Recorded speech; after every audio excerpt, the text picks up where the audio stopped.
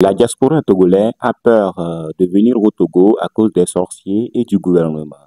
Ça ne devrait pas les freiner, car il y a des opportunités ici au Togo, mais certains n'ont pas peur du gouvernement ni des sorciers et se demandent, est-ce vraiment le bon moment pour investir au pays? La réponse est clairement oui. C'est maintenant qu'il faut investir. Le Togo regorge d'opportunités et la diaspora a un rôle crucial à jouer pour transformer ces opportunités en richesse, en emploi et en développement. Voici pourquoi c'est le moment idéal pour la diaspora de venir investir ici au pays. Avant de taquer, n'hésitez pas à t'abonner, à liker, à partager massivement la vidéo car cela permettra d'aider plus de monde avec le contenu informatif de la vidéo et me motivera à produire encore plus pour toute la communauté. Alors, aidez-nous. Tout d'abord, le Togo est un pays jeune. Plus de 60% de la population a moins de 25 ans, ce qui représente une énergie incroyable et surtout un marché de consommateurs très large. Les jeunes veulent se loger, se nourrir, s'habiller, se diversifier, se former, bref, ils ont besoin de tout. Un entrepreneur avisé qui apporte une solution simple et de qualité peut rapidement trouver des clients. Par exemple, un Togolais un Togolais vivant en Europe qui décide d'ouvrir un snack moderne à Lomé peut avoir un succès énorme, car la demande pour la restauration rapide et de bonne qualité explose, surtout près des universités et dans les quartiers dynamiques. Ensuite, il faut comprendre que le coût d'investissement au Togo est très bas comparé à l'étranger. En France, en Allemagne ou aux États-Unis, créer une petite entreprise demande souvent des dizaines ou centaines de milliers d'euros. Mais au Togo, avec seulement 1 ou 5 millions de francs CFA, vous pouvez démarrer un petit business rentable. Avec 2 millions de francs CFA, par exemple, vous pouvez lancer une ferme avicole, ouvrir une boutique de vêtements modernes, créer un snack ou encore démarrer une petite unité de transformation agricole. Pour quelqu'un qui vit à l'étranger, ce capital représente souvent quelques mois d'épargne, alors qu'au pays, cela peut bâtir une véritable source de revenus. J'ai un exemple d'un Togolais qui vit en Belgique qui a investi 3 000 euros dans une petite exploitation agricole au village. Aujourd'hui, il emploie des jeunes, vend ses produits sur le marché de Lomé et génère un bénéfice régulièrement par mois. Un autre point clé, c'est que beaucoup de secteurs stratégiques au Togo restent encore sous-exploités. L'agriculture en est un parfait exemple. Le pays produit du manioc, du maïs, du soja, des fruits tropicaux comme l'ananas ou la mangue, mais la transformation locale reste très faible.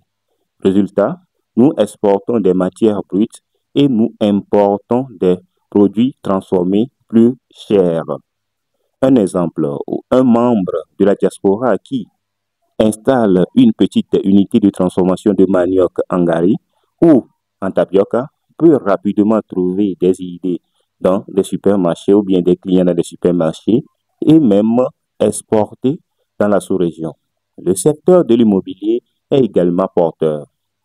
La demande en logement moderne à Lomé est en pleine croissance, surtout avec la montée de la classe moyenne.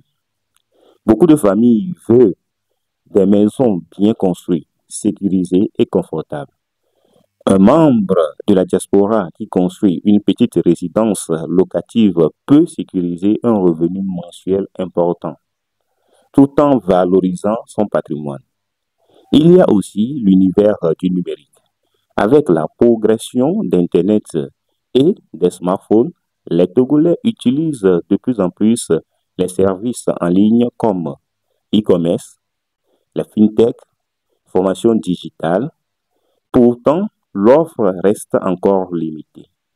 Créer une plateforme de vente en ligne locale, un service de paiement digital ou même une agence de communication numérique. C'est saisir un marché en plein essor. Les jeunes entrepreneurs au Togo gagnent déjà leur vie pleinement uniquement grâce à la création de contenu, comme moi aussi je le fais. Mais pour l'instant, moi je ne gagne pas ma vie pleinement avec ça, c'est au travail.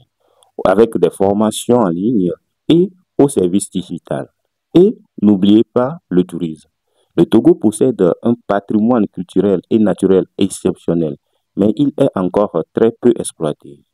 Les montagnes de Palimé, les plages, les sites historiques, les festivals culturels sont autant d'atouts qui pourraient attirer davantage de visiteurs si la diaspora investissait dans des hôtels ou bien dans des auberges, dans des restaurants ou des circuits touristiques organisés.